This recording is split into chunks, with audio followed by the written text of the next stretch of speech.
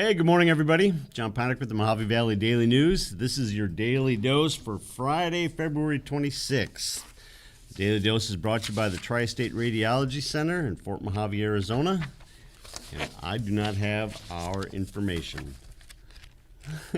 Somebody must have came in and cleaned up. Someone cleaned up and thought it was trash. Yes. So it's okay. Tri-State Radiology. We already know. In Fort Mojave, Arizona, give them a call, 928-460-7226. They are your area leader when it comes to taking care of all of your imaging needs. So give them a call down there. Good people. All right, let's see what we got going on for this TGIF Friday. County to receive bigger vaccine shipment.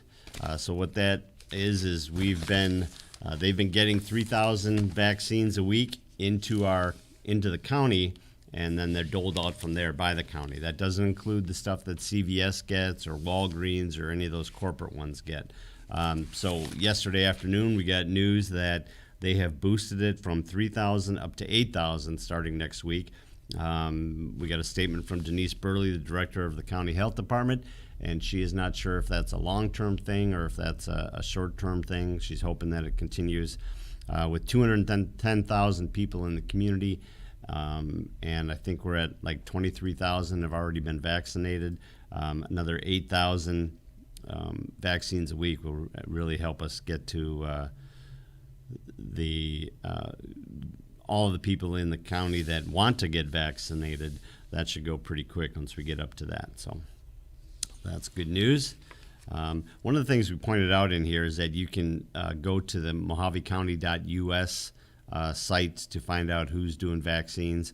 One of them is Embry is back in the loop. Embry Health or the Women's Health are the ones that are doing this stuff down at the community college in Kingman, Havasu, and here in Bullhead. But there are other ones in town like CVS that aren't listed on the county site because they went directly from corporate. So that doesn't go through the health department and they can't get that information up on there. So there are vaccines available. There are appointments available. You see a lot of posts online, people saying that there's no appointments. There are. They were just delayed because of what was going on getting the vaccines in with the winter weather that was causing some problems. All right, our second story here. Bullhead City Police Chief Robert Trebs officially introduced as new police chief. I don't know if I pronounced his name right. I sent a message to Toby this morning, panicked, hoping that he could tell me. Toby, help. Yes, and I haven't heard back from him yet.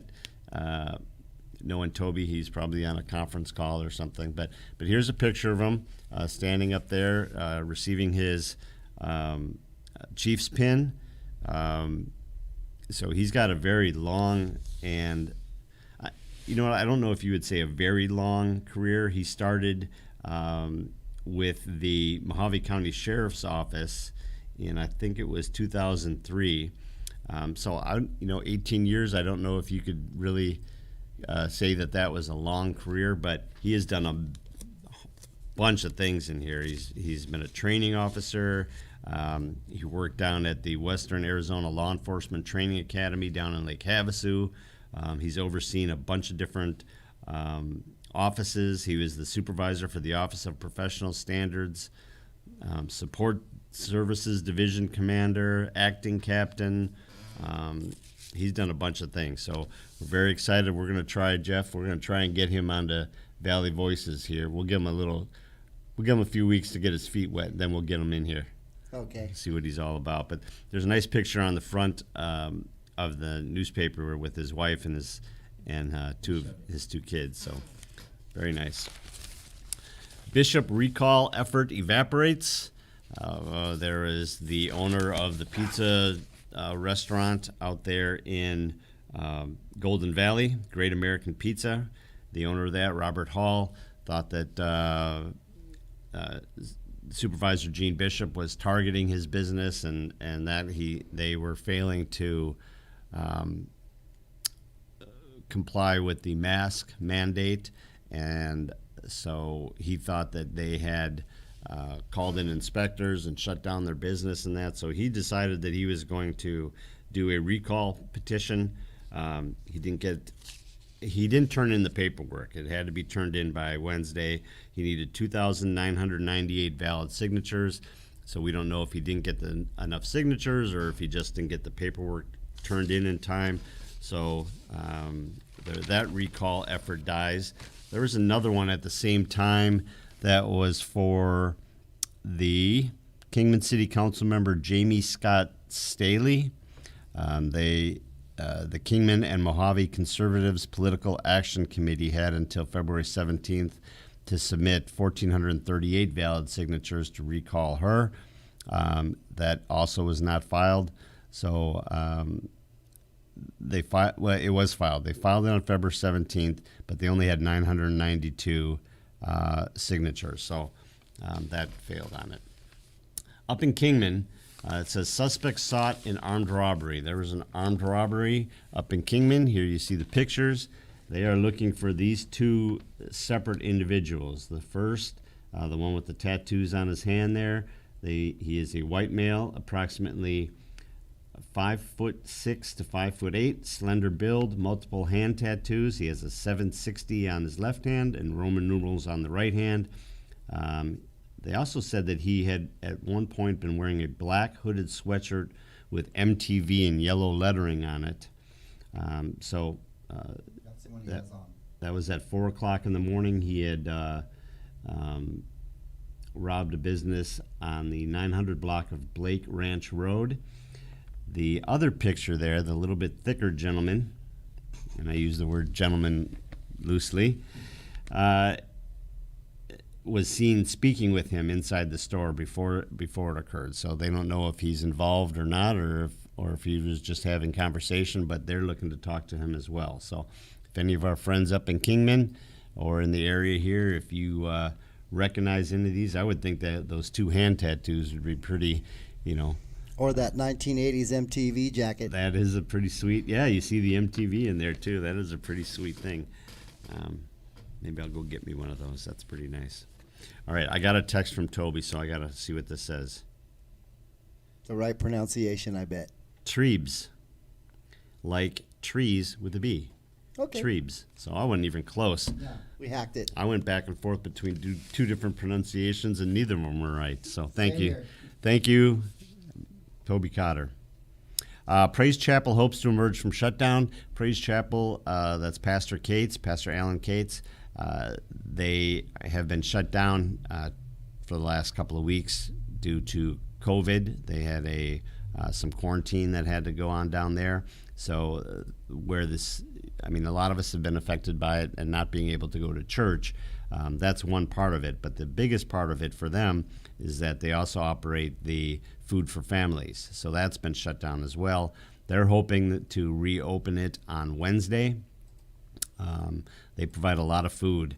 Last year, Food for Families distributed 3 million pounds of food, according to Pastor Cates. So they are looking for donations. They're looking to fire back up and start providing that to the people in the community who need it. Temporarily, they've been able to refer people to the Laughlin facility located on Laughlin Civic Drive near the Riverside Resort. But they want to, they're hoping that as of next Wednesday, they'll be able to get that fired up again. We got a nice story here, a nice column here from Stacy Klippenstein. Dr. Klippenstein is I don't know if we can see that, if I can go through there, but Dr. Klippenstein is the dean or the president of the Mojave Community College. He's got some real interesting things to say there, so you should check that out as well. In sports, well, before we get to sports, the COVID-19 bill that we've been talking about, the $1.9 trillion stimulus package that the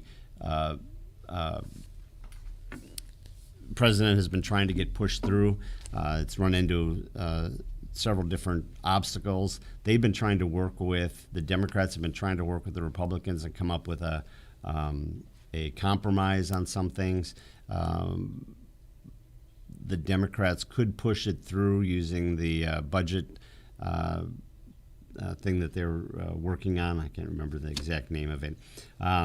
so they could push it through, but they decided instead that they're going to work with the Republicans and try and come up with some sort of compromise.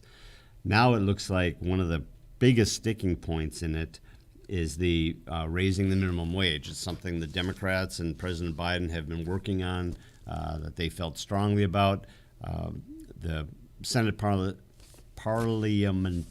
parliamentarian yesterday ruled that they have to take the minimum wage hike out of that bill. This is an AP story, and one of the people they talked about in here is our state senator, Kirsten Sinema, who had voiced opposition to including the minimum wage hike in the relief bill. I know that there are several Democrats that were opposed to it, so I don't know that it would have gone through with that as well. That's going to make it a little bit more palatable for the Democrats. Whoop. Good morning, Mandy, David, Erica. Good morning, all you guys. All right, in sports. Boy, those Malk boys, they just keep rolling. Yesterday was senior night. Here we got a nice picture of sophomore Lucas Leslie. He had a good game yesterday.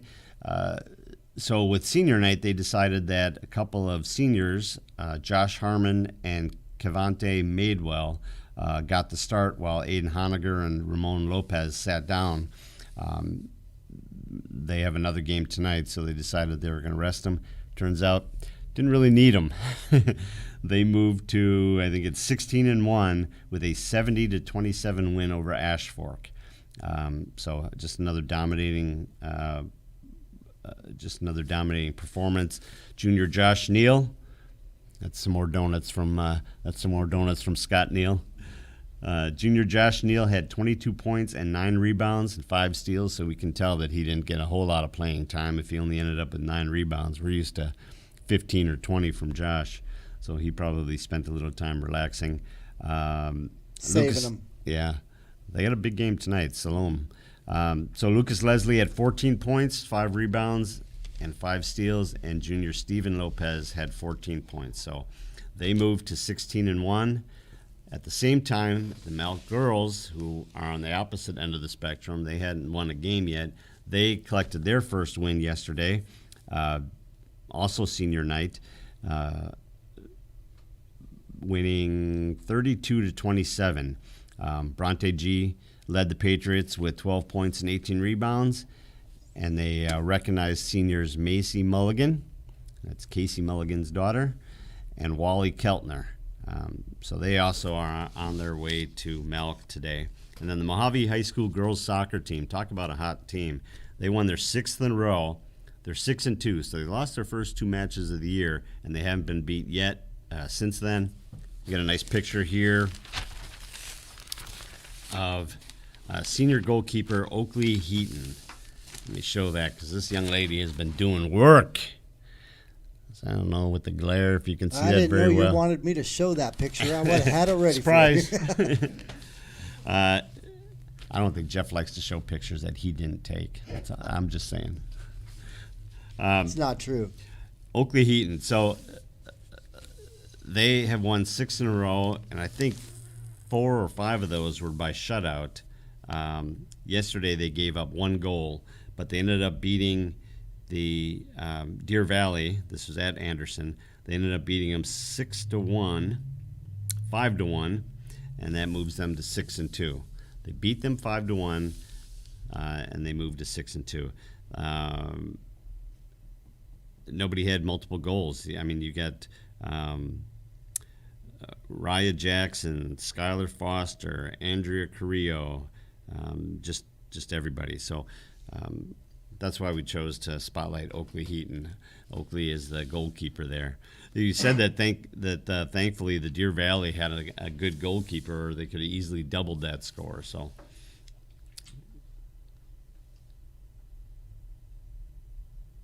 Okay.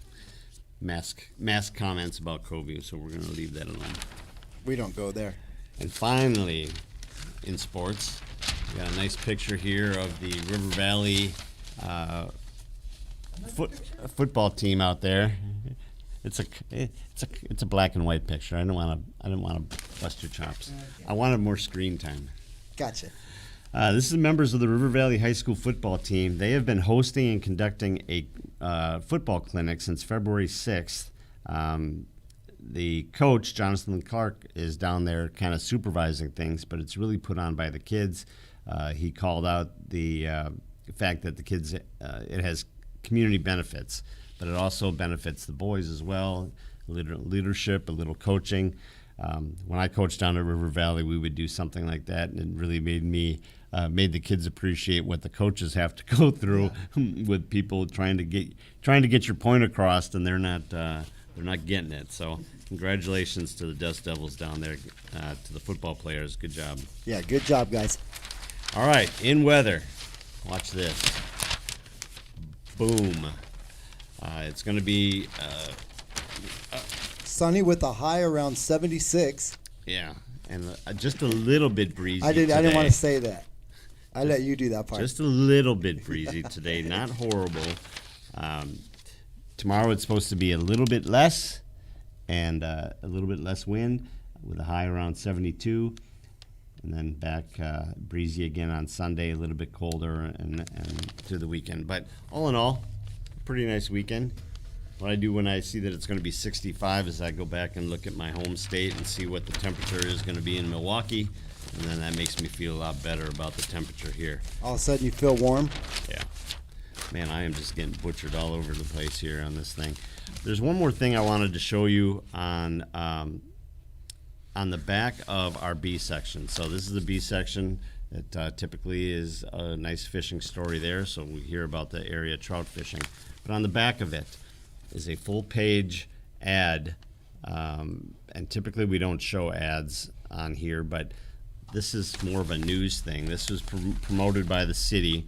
It's for Bullhead City residents, the COVID-19 Emergency Residential Rental Assistance Program. So it's free money if you are a landlord or a renter. There's some things that you have to go through here, showing that you are struggling with your rent or your utilities, or you have to, there's qualifications. You have to be in a certain income. I think it's 80% of the median income for our area. There are a few different things that you have to go through, but so Kiwanis does the Parkway cleanup. So they sponsor a part of the Parkway, and it's from the Parkway in 95 all the way up to, I think that's Adobe Road up there, both sides of the road, and they are doing their Parkway cleanup. When I say they, I'm part of that Kiwanis group. I'm supposed to be out there tomorrow morning. So Rita Brown just posted, please no wind. You don't want to be chasing the trash around. No, we want to be able to just scoop it up and go. So, all right, that is it. I also don't have my papers here for closing it. I will tell you. That's okay. The Daily Dose is brought to you by the Tri-State Radiology Center in Fort Mojave, Arizona.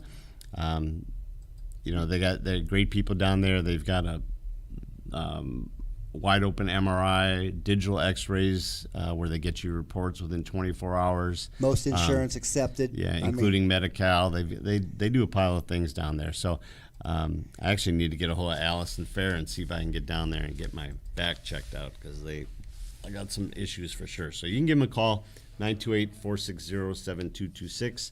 Jeff showed it up there a second ago. Or go to their website at www.tsradiology.com, and they'll get you taken care of. And Allison, if you're watching, I'm sorry I don't have my papers. I will track them down. All right, everybody, I hope you have a great Friday. I hope you have a great weekend, and we will see you out here on Monday. Thanks for watching. Thanks, Jeff. Thank you. We'll see you guys Monday morning.